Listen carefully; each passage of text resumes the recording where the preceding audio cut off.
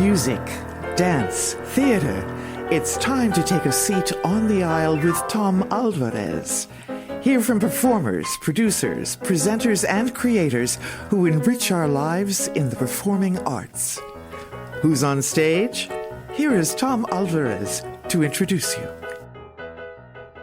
Hello, and welcome to On the Aisle with yours truly, Tom Alvarez. My guest on today's episode is actor, model, director, writer, tattoo artist, and horror filmmaker Bobby Easley. Join me now as I go on the aisle for my conversation with Bobby.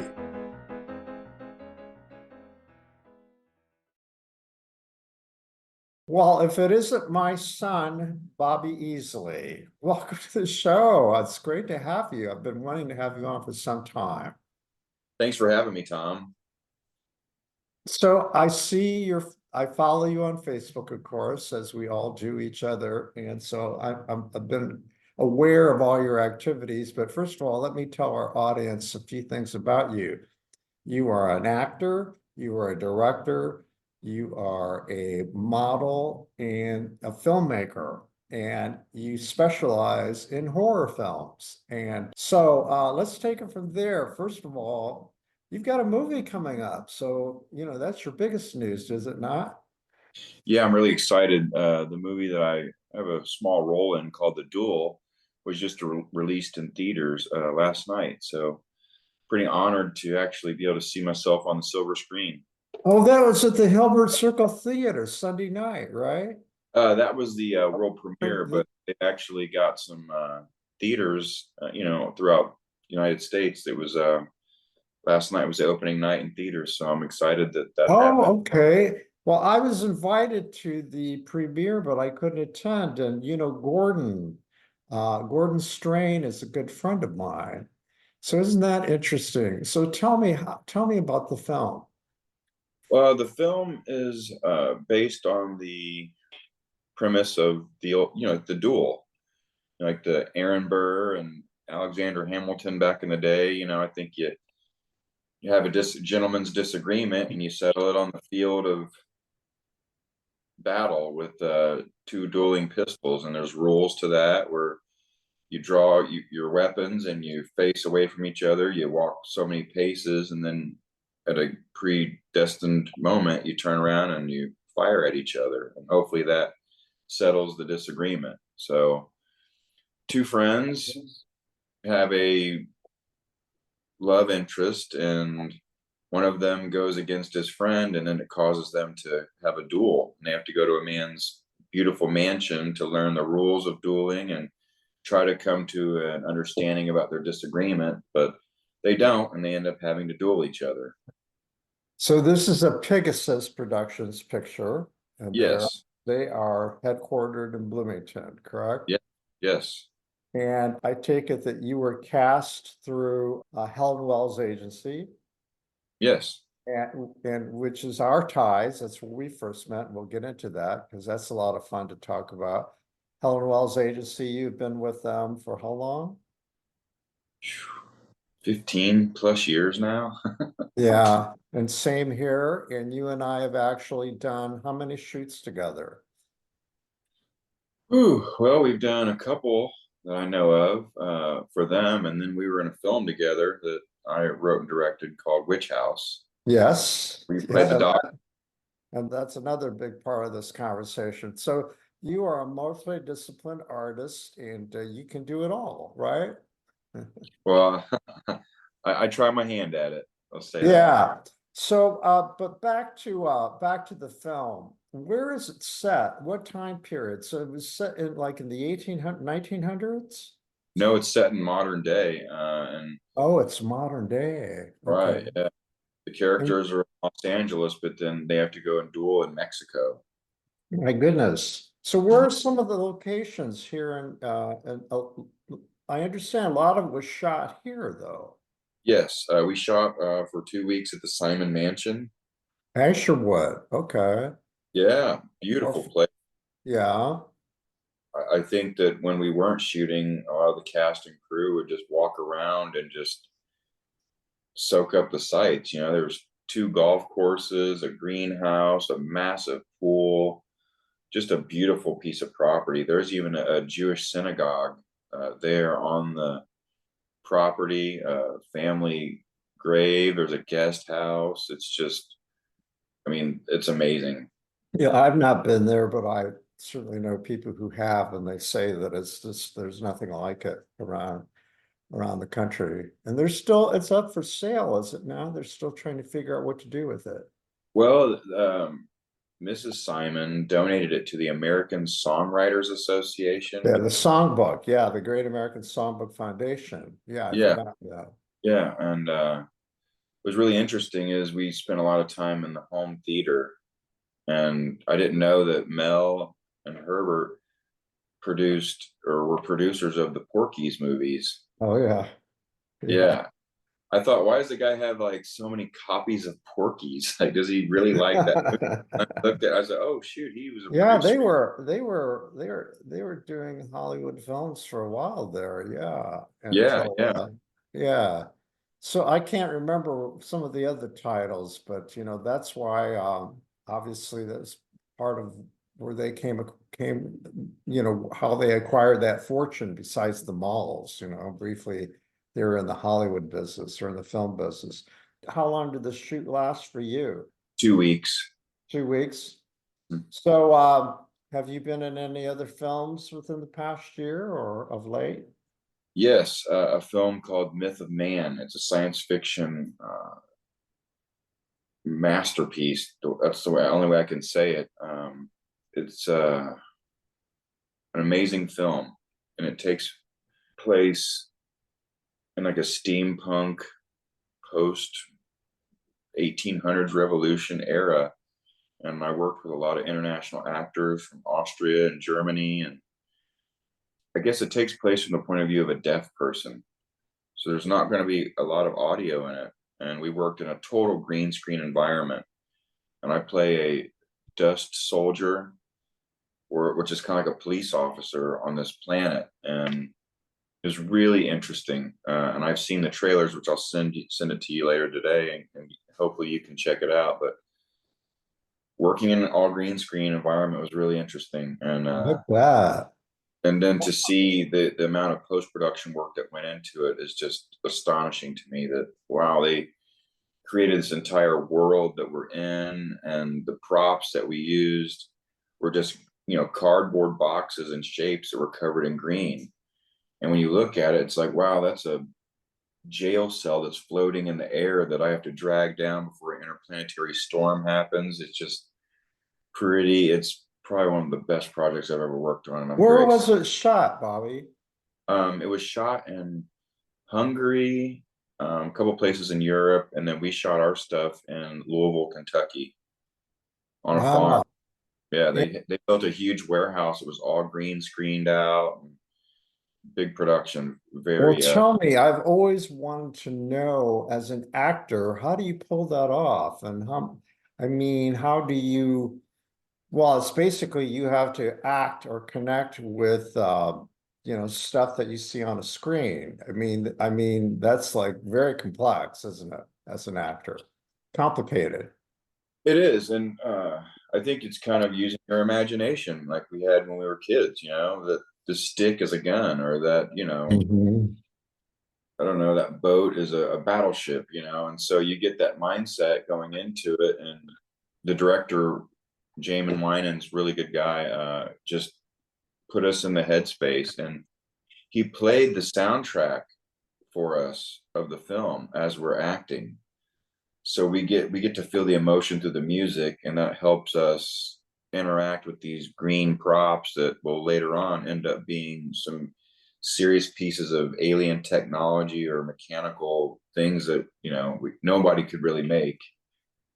So Wow. really, So he plays the score, and that score helps you capture the emotional quality of the experience, whatever, right?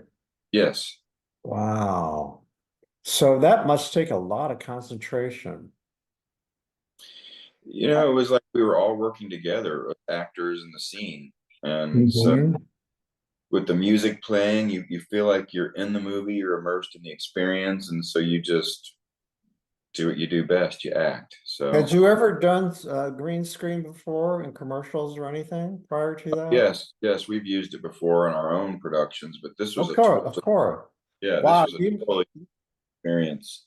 you must have picked up a lot for your own filmmaking, right? Well, I do. I try to take some pieces from my own productions and give suggestions where they're needed, and then I also Mhm. from sets that I work on and put them in my productions. So it's constantly So like I'm in a learning experience. sure. So how long have you been acting?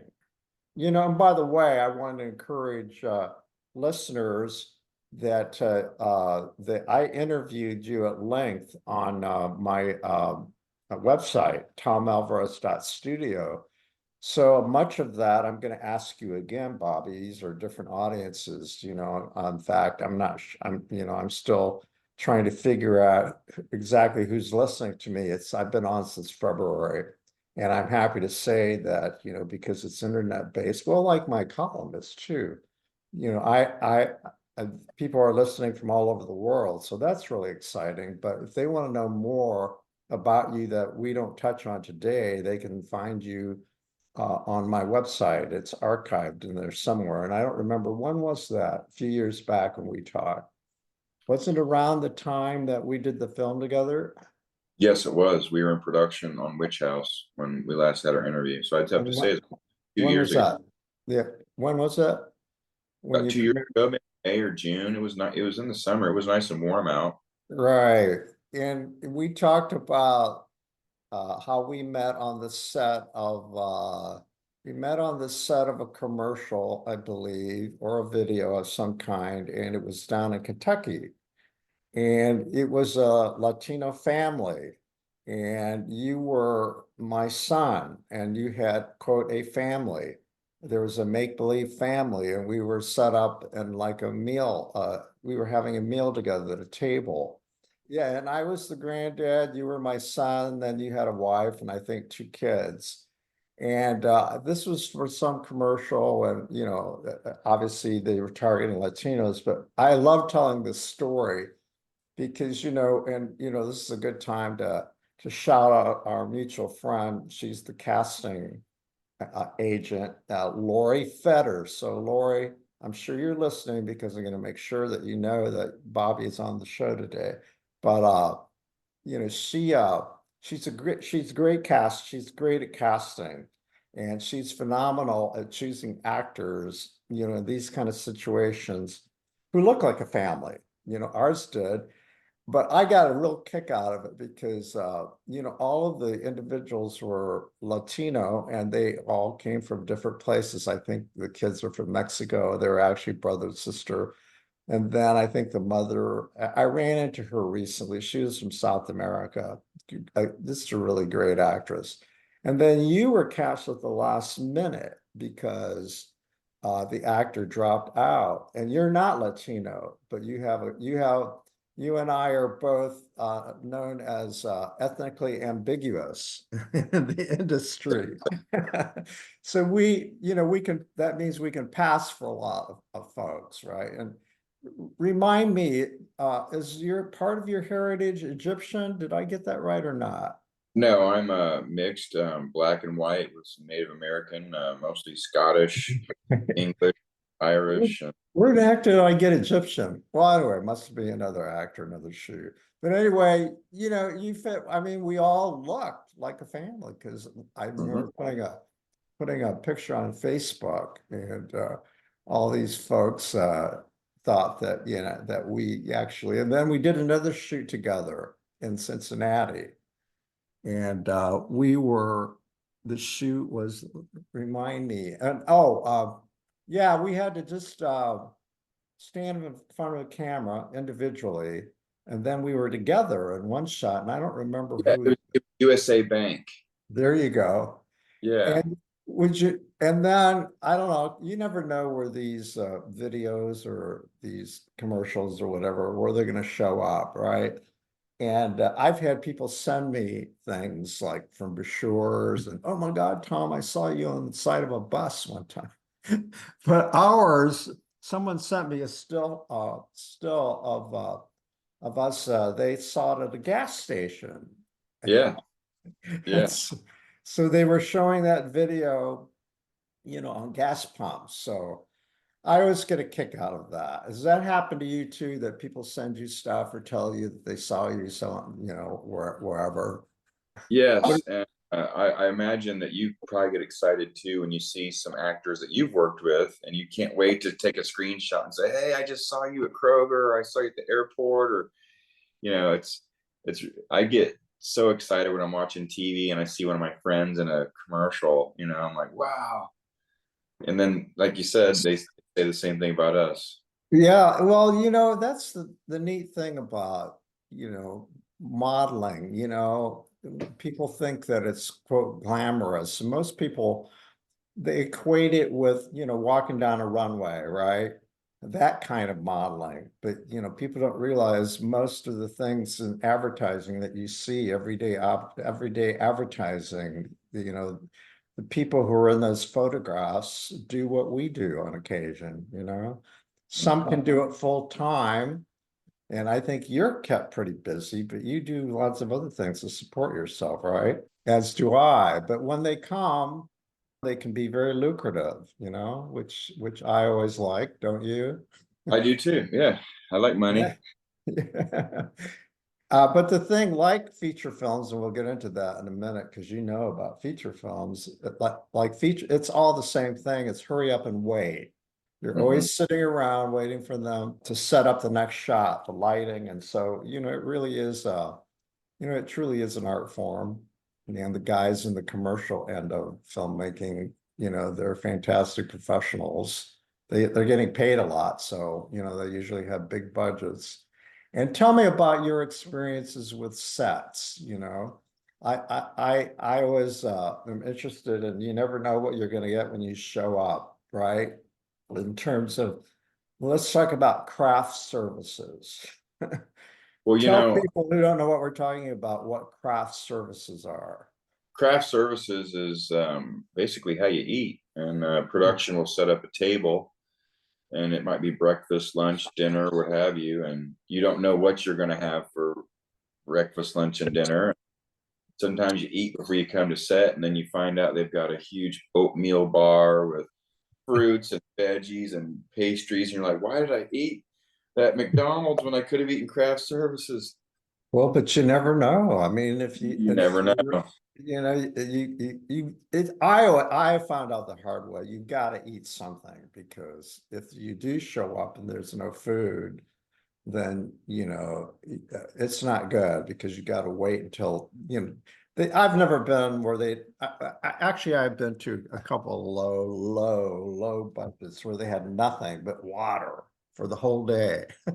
Oh my goodness. That's far and in between, really. Maybe a bag of Cheez-Its. I think it's best to be prepared when you come to set anyway. Have breakfast, have some snacks, to get you through the day. If you're hungry and you don't know when lunch is going to be served, and if you're working on a SAG project, well, there's been days where I've eaten breakfast and they're not using me until later in the day, and then I'm going to immediately eat lunch. And so I'm like, Yeah. I've had 2 meals and haven't done anything yet. You And work. sometimes those craft services tables can be really lavish. Oh yeah, oh And yeah, I've for sure. been, I've been on shoots too where they have like the craft services person go around serving people, off of plates with Oh, little yeah, snacks. when it's catered, that's really nice. Some days you'll have Indian food, some days it'll be Mexican, then they'll have wraps, and I've eaten pretty well. Have you? Yeah, I sure have too. But I've been on shoot, every shoot's different. That's what I tell everybody. That's why I really enjoy it. And I always meet new people, and people like yourself, I see all around, and oftentimes, we're in 2, 3 shoots together over a period of time. So it's kind of it's you bond, but that's how it's a lot like theater. But in these situations, you only work together for like, maybe you can have a half day shoot, a full day shoot, or you have a multi shoot. I think the longest one I was on was like it lasted a week. Have you been on shoots like that? Oh yes, I've worked in multiple weeks, almost up to a month on shoots. even with my own productions, you know, you get in the mode and you don't stop until the job's done. You know, the rest of the Yeah. world go by the wayside until you're done with your production. There's nights where early mornings where I've crawled into bed just to get right back up and go to set. And working in the horror industry, you know, fake blood stains your skin. You know, when you're working with special effects, you're like, well, I'm going to get stained with it all over again tomorrow, so I might as well just keep it going. You So know, let's talk about your company. Tell us about your company. I know all about it because I was in your film, as you said, but tell our listeners about the company. What's it called? Horror Wasteland Pictures International. We've released 9 feature films so far, and had a great time doing it. Worked with a lot of actors that I only dreamt about working with as a kid. Mostly we make horror and suspense, and we made a war film, but I find it very interesting to talk about some of the scarier aspects of life or things that go bump in the night, and that's what we typically work with, those themes. And we just released a film 2 years ago called H.P. Lovecraft's Witch House, and it's our best film to date. You've been in a lot of film festivals. Oh my Won goodness, a yes. lot of prizes. Yeah, 18 international awards. We're streaming all over. We're in international markets. The films in, you know, foreign markets with foreign dubs on it. It's in Spanish, and we're in Taiwan, Spain, United Kingdom.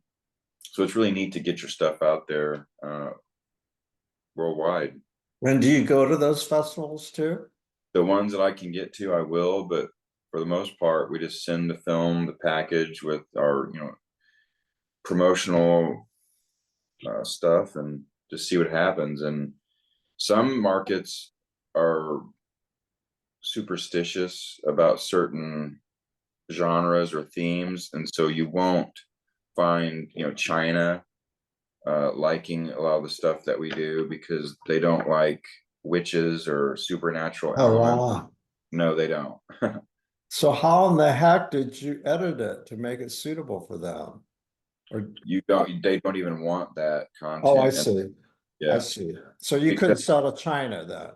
no, because a witch is a female who's in Uh, power over a man, and the man has no control, and it goes against the authority of their state and government.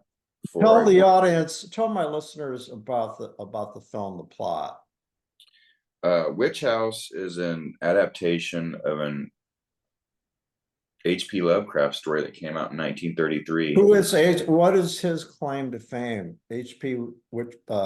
Lovecraft, for those who don't know who that is. H.P. Lovecraft was the Stephen King of the early 19th century. He wrote a lot of intercosmic horror stories dealing with alien worlds and beings. He's really known for Cthulhu, and really out there type of guy. And some of his stories fell into the public domain, which Dreams in the Witch House was one of them. And due to the extreme subject matter and the descriptions of them, we felt that that was one that we could pull off a budget and try to adapt. And our How did sales, you get the rights? well, because after 75 years, it fell into public domain. Oh, okay. And my sales, Yes. Brian Usna, he made Reanimator and the Necronomicon. So he's worked in a lot of Lovecraft work, and he suggested that we try to do something like that. And basically, it's a college student who's escaping an abusive relationship, and a professor friend of hers says, well, there's a spot in this house that I know about. And when she gets there, she realizes that geometrically it's in line with what she's studying, which is transcendental magic and how people and places and things can affect our lives. And she ends up inadvertently awakening a coven of witches from the 18th century. And then the story goes from there. Well, and I played, I'm blanking. Help me out, Bobby. Dr. Dr. Harmon. Dr. Harmon. And what was my role in the film?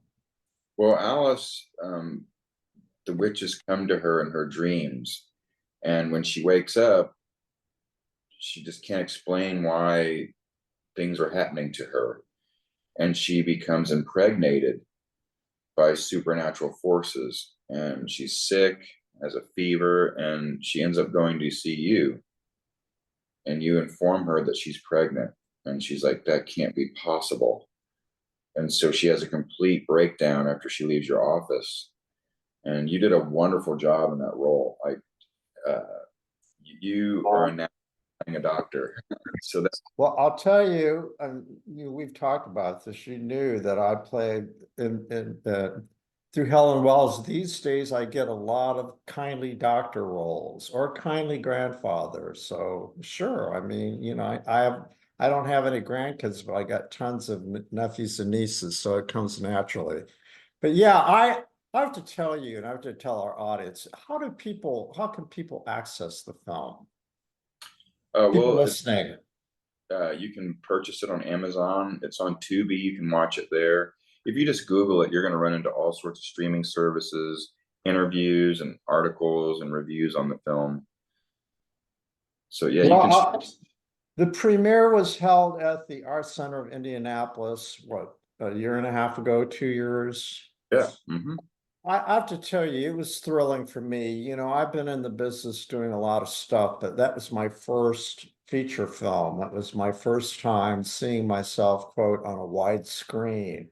And I would be a liar if I didn't tell you how exciting that was. And just, but I have to tell you also, like a lot of artists, I don't like looking at myself. I'm on television too. And when I do, it's still to self-critique, but no one's harder on me than I am on myself, right? And so I was kind of looking through my fingers. It's like, okay, here we go. And I have to tell you, I was like, wow, that's me. I was actually quite surprised. I was pleased and proud of the performance, but more so, I was really, really, and I'm a critic, and that's part of it. Not that I expected that it wasn't going to be good quality, because I know you and I know how hard you work at it. But I think it was the first time I really seen a full-length piece that you had done. And I have to tell you, I was so impressed and so proud to be a part of it. And if I had written a critique, if I had written a review of it, and actually I should have, because I could write about anything. When I started my career, I wrote for Nouveau and I did general reporting, and I did review some films, but I thought the writing was superb. The photography, the editing, the music, everything, all the technical. Especially, I was really impressed with your production values, Bobby. It did not look, of course, it was, lower budget than Hollywood films, but what you did is what you worked with what you had, and it was just good storytelling. So you could overlook the fact that, that you didn't have the kind of equipment one has with feature films, if you will. But just the editing and the special effects blew me away. They were just, it was all, I just thought it was so, so well done, and you should be really proud of it. And so there's my review. I just wrote my review. Hey, I'll take that. And I'm sure you got the same feedback from a lot of other people in the business, filmmakers, obviously. All those people who bought it, they didn't buy it unless they thought I could make money and attract an audience. The thing, Bobby, it's just good storytelling that counts in the long run. Don't you agree? I do. It took us a while to get that film made because we were in production and then COVID hit. So I forgot about that. we had a lot of actors from Las Vegas, West Virginia, just all over, Tennessee come in, and there were travel regulations, and then the whole nervousness of being around each other with, who's going to get sick, but I think That's right. I forgot that. So We we had to were, reshoot my scene for some reason, I think having to do with COVID, did we not? yes, we did. And, you know, we kind of took advantage of the off time because we rewrote some scenes and we were sending our dailies to our sales agents in Los Angeles like weekly. And the story is so strange in itself that me even trying to adapt it, we came up with problems but we managed to make it work. And I think we took good advantage of the off time to rewrite scenes. And Now you make me remember the day of this, was it the day of the second shoot or was it the first one? I did have some anxiety about whether I should do it or not, because I remember everyone was wearing masks and we shot in a fairly small office. We were pretty up close and I thought, well, you know what? I'll risk anything for art. So it was all good, but yeah, those are scary days. Can you believe we went through that? I mean, it's like a yeah, blow. I remember JD, our cinematographer, he and I would be, neck to neck almost all day long wearing these masks. And they get so gross after wearing it for 12 to 16 hours. They wouldn't even stay on your face because they were just, so Mhm. gross with perspiration and your own breath. And they were just drooping on your face. And so I don't think we're meant to be worn that long. And And you can say you made a film in the midst of all that. yeah, Yeah. Now, looking, what was the name of the actor who was your star? We stay in touch on film on Facebook. What? Michelle Morris, Yeah, she's great. She was great to she, work with and really talented. Do you see her? Have oh you worked yes, I with her? just saw her at the Days of the Dead convention last month. And always wonderful to see her.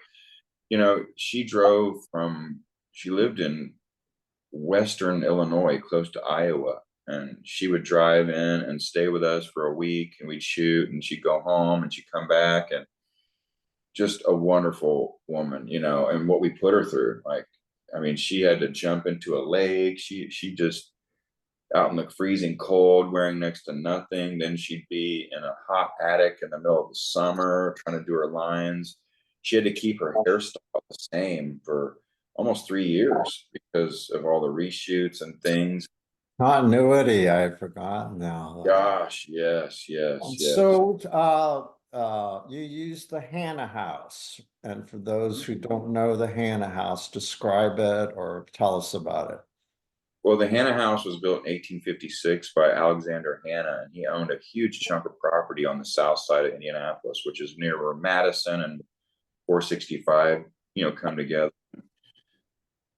We initially wanted to use the exterior and then shoot somewhere else, but we were very, very fortunate to be able to use the entire house, and that changed the picture from the go. Like, wow, the production value of that alone helped us with our budget. It allowed us to tell a much richer story. The actors were all in this beautiful home that had that creepy vibe to it. The Victorian house style, just the grounds of it allowed us to really expand on the story, and forever grateful to Scott and for allowing us to use that house. Did you or the cast experience any paranormal events while you were there? Yes, we did. Oh, tell me Um, about it. well, a house that sits like that and there's very few people coming and going, I feel is kind of disturbed when people show up with trucks, clothing racks, actors, groceries, camera equipment. It was like we just steamrolled right into that house and we're all over the place. So I imagine that it may have upset some sort of paranormal energy there. But the first things that we realized were our batteries drained very quickly. Uh, Hmm. Normally, your audio batteries should last you several days, but they were lasting a couple hours at that. That's interesting. Wow. Camera batteries, the just regular AA batteries that we used in our audio recorder, we had to buy a $20 pack every day because they were just going so quick. And a lot of times you felt an uneasiness about being up in the attic by yourself. So if someone left a cable or something that we needed up in the attic, you'd go get it and you'd get out of there really quick. But Michelle, she got locked in the bathroom one day, and we had to get her out of that. But the biggest one, I'd have to say, and it didn't happen like right away. It took some time for, I don't know, things in the house to reveal themselves, but we were shooting a scene where the witch, played by Andy Noir, is crawling over Alice, who's Michelle Morris, listening for a fetal heartbeat. And I keep hearing like a child, like crying, like a baby crying. And it wasn't in the room with us. It sounded like it was right outside of the house, or just in another room. And I knew it couldn't be a baby at almost 1 in the morning, Sunday evening. So without telling my audio recorder what I was hearing, I said, "Toby, are you picking that up?" And he took off his headset and he said, "A baby crying." And as soon as he said that, a hush fell over the whole room. Everyone was like, "Whoa." I didn't say, "Did you hear baby?" I just said, "Are you picking that up?" And he said, "A baby crying." And so we all sat there in silence and heard it, like listened to it for a couple seconds, and then it stopped. And I said, "Do we agree we all heard that?" Everyone's like, "Yep." And then we had to keep it. Yeah. Yeah. Well, even though, well, I've had a few of those, and interestingly enough, one happened on a shoot. So I totally accept that that can happen. I think that just because it happened hasn't happened to you doesn't mean it doesn't happen. So anyway, I like to think that, there are other existence planes, other than the one we live in or live on. So, but I would think that in your business that that would come with the territory, frankly. And aren't you kind of glad that you experienced it in a way? I am. And it's something like, I mean, I don't know how you felt when you experienced some paranormal energy, but it wasn't like I was terrified. You're more intrigued by it, kind of like, Exactly. Yeah. Yeah. wow, like, did we really see that? Did we hear that? It's not like, oh my God, we're not running for our cars and pulling off and never coming back again. Well, if I may, let me tell you very quickly about mine, and you'll see that there's a lot of similarities. Well, not quite. There is a house called Tuckaway. Have you ever heard of it? No, Tuckaway. It's on the near north side, and like in the early part of the century, there was a couple who lived there. She was a palm reader. Her name was Nellie, and her husband was a really famous clothes designer, Ellis Ayres, and they lived in this house on the near north side, up where it's now called Midtown, up that way. And it was a big bungalow, tucked away. That's why it was called Tuckaway. And tuck away. Okay. yeah, and she published a book in the late 30s. And so all kinds of celebrities like read that book, and she did palm readings. People flew in from all over the world, famous people, Disney, George Gershwin, just the names go on and on and on.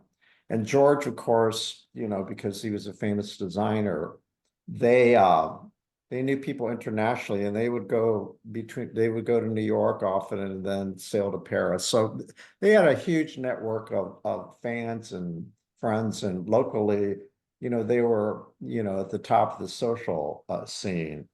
But they would have big parties there at Tuckaway, and they would entertain all these people. And like I said, famous people apparently were there. There's a claim that Carol Lombard was there right before she flew back to Hollywood and she got killed in a plane crash. That's one of the stories that go along with this. But anyway, there are a lot of claims that, the house was haunted. And so that was what intrigued me. So I did a documentary when I was at Channel 6 about Tuckaway. And so we shot a lot of scenes there, like Hannah House. It was great to take over that house. And they filled it with all this memorabilia of all these stars. And so, I mean, the energy in that house is just remarkable. But there was a claim that Nellie and George haunted the house, and they were friendly. One day I was, all the crew went out for lunch, and I decided to stick behind so that I could do some work. And I was sitting on the stairs, you know, it was a bright sunny day, and I felt this presence around me that was so powerful that it scared me. It was so powerful. And I like, you know, it didn't seem like it wasn't evil, but it was right there. And I, it just overwhelmed me, and it scared me enough that I ran to the sidewalk away from the house and waited for my crew to return. And then when they returned, I told them what happened. And then they all shared that they felt similarly during the time they were shooting. If one was upstairs, and in fact, there was one bedroom that someone spent the night in. Another friend of mine, my business partner, Dustin, he stayed in the same room, or the room, he stayed in this room overnight, and he had to leave. He was so scared to death of the presence. So anyway, that's why I totally can see how you would have that kind of experience in that kind of house with that kind of. And did you feel it was a bad spirit or a good spirit, or? No, we're just more curious on like how that happened, or when, you know, well, Scott Longier, who's the caretaker of the house, he won't tell you what's in the house unless you come to him, and then he'll verify. Okay. He doesn't want to put things in people's heads to where they feel that they're, you know, experiencing it. If you experience it and you come to him, he'll say, "Yeah, Did he that's tell you who the baby was? yeah, it's a baby named Elizabeth who was born and lived for a couple days, and then she died, and they buried her on the property, Oh my. and then they exhumed her casket and moved her to Crown Hill when Alexander Hannah passed away. And what's really interesting is that a spirit can linger in a place like that, and because there's no way to explain that a baby would be crying outside of a house, or you can feel it reverberating in the walls. And there was no car doors shutting, there was no doors shutting from across the street. There was no way that that could have happened. Well, so the baby was buried on the property, so that's why Yeah. you heard the sound from outside. Oh, wow. That's Then we're shooting a scene that involves a baby, and the witch is trying to listen for a fetal heartbeat on our that's lead actress, and so then that's when the baby starts crying. that's something. And we'd been shooting there for a year or better, so it didn't reveal itself or do anything like that until that one scene, and then that was And it. this is, it's stuff like this that appeals to you and always has, right? The Oh yeah. supernatural, the whole genre. Oh Uh, yeah. I mean, So, as a and I remember on one of those shoots that we talked about that we were on together, the one in Cincinnati when we were hanging around, you know, and it's really true in the film and production business is a hurry up and wait. So you got plenty of time to chit chat with your fellow actors on set, because that's how you bond so quickly, right? So I remember that was, and then because I'm an interviewer, I naturally am curious, you know, since I'm a journalist, and I love to hear people's stories. And I think I pretty much interviewed you. It gave me an opportunity to find out exactly what you do and how, you know, how you your career. So remind me and tell the audience about how you got started producing, and how you came about forming your company.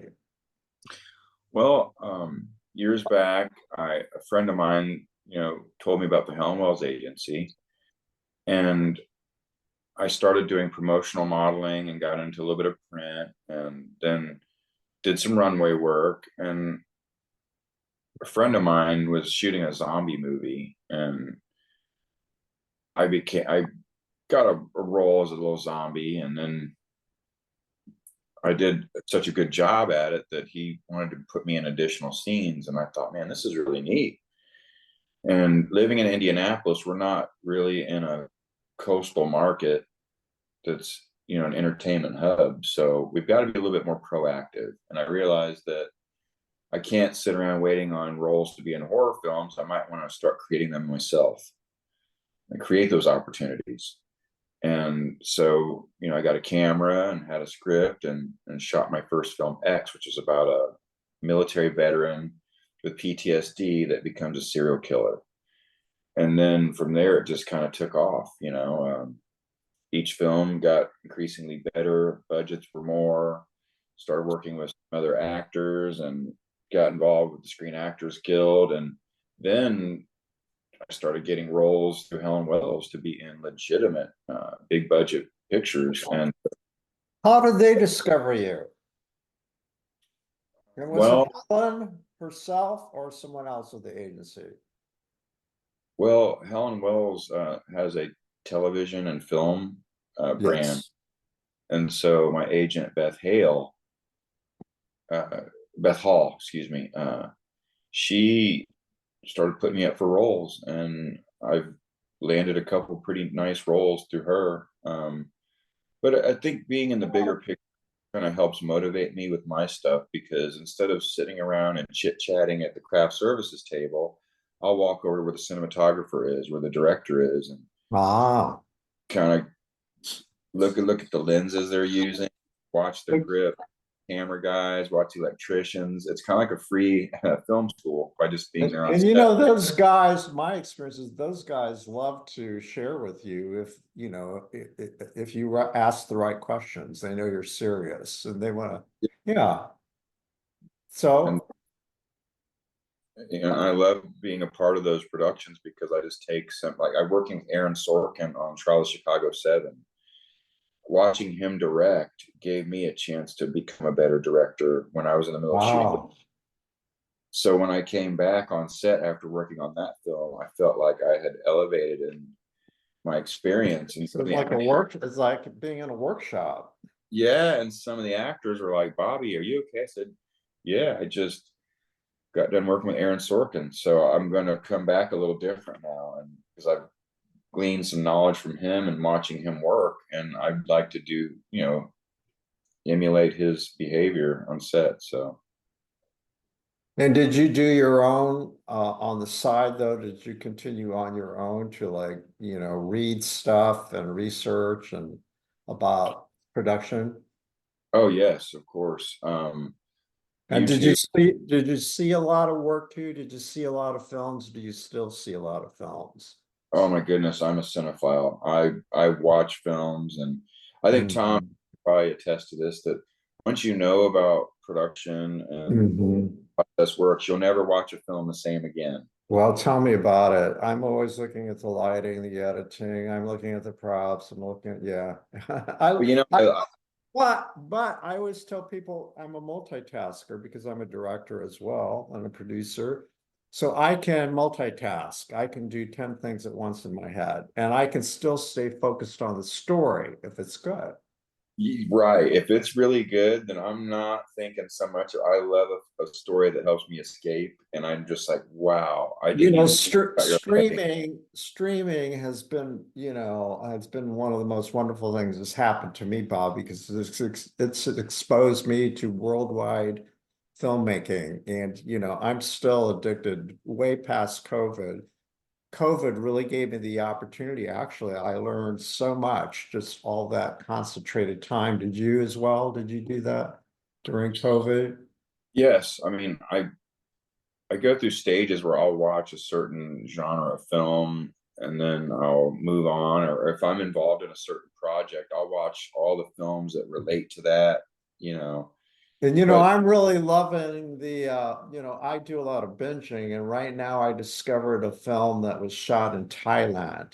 And it's just like blowing my mind. I'll go sit in my living room and watch it after this interview because I started it a couple of days ago. And this, I mean, I didn't know that Thailand had a film business, but most countries do now, and I just love seeing all the technique that's, it's not only in an American art form, anymore. And I I was an just, I was an international sales agent for a company for a number of years, and I watched so many films from different, markets, and it's really neat to see some of the Bollywood stuff or, Mhm. I don't mind reading subtitles. I just like to see I it. don't either. I don't get it when people complain, well, it's too hard to read and then, you lose track of the storyline. Well, that's because I just said we're trained to be multitaskers. I think one of the best foreign films that I've seen recently was Godzilla Minus One. I'm a big Godzilla fan, but this is different. It's not a Hollywood big budget with, actor A, B, and C. This is a story about Godzilla coming to an island after the end of World War II when Japan's been just devastated by the nuclear bomb. And now Godzilla shows up. And it's an incredible love story. And the fact that it's spoken in its native language adds some authenticity to it. But see, that's what I don't get about people complaining about subtitles. It's like, I love hearing the language of and I frankly cannot stand dubbing. I hate that. I hate dubbing. It ruins it for me. Yeah. So I can't help, our viewers, I mean, our listeners, this is a Zoom call because for various reasons, we couldn't be in the Channel 8 studios. So, Zoom is a great way, an alternative. And so people don't see you. I take it you're at home and you're wearing a Tibbs Drive-In t-shirt, which I love. I love that. Where did you get that and why? I mean, I got it wow. from Tibbs. I got it from Tibbs Drive-In. But I've got some other business plans I'm looking at, and so looking at partnering and doing something in that genre. Drive-ins have always appealed to me. Being a kid, there's the whole experience of escaping. Which ones did you sneak into when you were a kid? My dad was a big movie guy, so he took me to there was really no babysitter, so I went with him to go and watch all sorts of movies I probably shouldn't have seen Oh, before. so you didn't have to sneak in with your buddies. You had a dad who took I you. had a dad that was dragging me with him to I the movie. love that. Yeah, And also I would be uh I need to also ask you because I was reminded whenever you sit back from the camera, your tattoos. Uh, yeah. you're also a tattoo artist, so talk about that. Oh, I've owned high caliber tattoos for almost 20 years now. And it's a great business. We're on the west side, and I've got some awesome artists. And How can I've people find you? Do you have a website? Yes, hctattoo.com. You can go there and find out, look at the artists and their work and see what the studio looks like. And So you can check.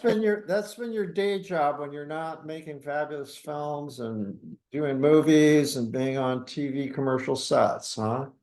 Yeah, that's what I do. That's my 9 to 5. So 20 years ago, so you were like ahead of the pack, right? Yeah, I mean, when I finished my military service, I decided to follow. I was working as a fireman at General Motors and was really still into art and just wanted to get tattooed and tattoo people if I could. All the guys in the Marines were like, "Hey, man, if you could tattoo, that'd be That's awesome." right. Yeah, you are a proud Marine. Once a Yes, I Marine, am. always a Marine. And I think we Right. talked about that and when we bonded that I had 3 Marine Corps Semper Fi brothers. So You're right. I'm very familiar with that culture. So did you Yeah, see where the Marine I just saw on the news today that the Marine that the Russians have kept for like yeah. 5 years, he just was released. He just was Your released. brother. Yeah, he's on his freedom bird home. Well, because he is a Marine, that's how he probably managed to survive, right? Yeah, I mean, there's a definite mindset that comes with that we don't forget. And You know, before I leave you, one thing that you told me when I quote interviewed you on that set was like I wonder, like, so how do you make a living? How do you do so well on these films? And then you filled me in. So briefly, tell me how you make money with these films and how do you get them distributed? well, you need a sales agent. You need a PR firm to run a strong campaign. Your distributor, you have different markets. Like you have the United States, you have United Kingdom, you have, Germany, Thailand, Spain. All these little pennies add up in these different markets. And so, the more irons you have in the fire, it helps, with your royalties. And releasing picture after picture after picture, you start having a little train of royalties that those are more pennies in the pot. So if you just keep on putting another iron in the fire, then that's what eventually happens. So basically you get a lot of checks often. Yeah, I guess Screen Actors Guild, I get them from Helen Wells, I get them from this film, that film, this film, that film, and what's funny is some of my first films are starting to be, there's like a new resurgence in interest from a younger audience that is just finding it for the first time, which is really neat for me to see. It helps me revisit films too. That like I call those my student films, but it's neat to see that people are looking at those now. Are you a one-man band or do you have a team? You say we, but you also have a business team. Do you have lawyers who like keep track of your royalties or how does that work? Accountant does, and then my sales agents are like my angels. My production team, we've worked together on several pictures, so we kind of know where we're headed with our next project, what investors we'd like to use. I just have a wonderful team of guys in Indiana that aren't making a bunch of money, but we're all together on trying to get our stuff out there, like the guys from Pegasus just did with The Duel. Yeah. A lot of people from the Midwest work really hard to get their stuff out there, and I feel that we tend to work harder out here because we have to make such a good project to get it out to those coastal markets. And So have you heard anything more about, is our legislature finally gonna get some sense and offer tax breaks for film companies? I was really excited to work with our former mayor Greg Ballard's son Greg Jr. on a set of the film, and we were hoping for an Indianapolis Film Commission, which was Yes.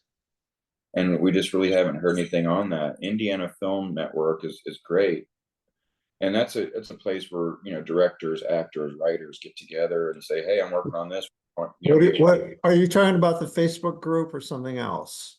No, it is a Facebook group, but it's actually a group that meets at the IMAX once a month up on the north side. I should show up sometime.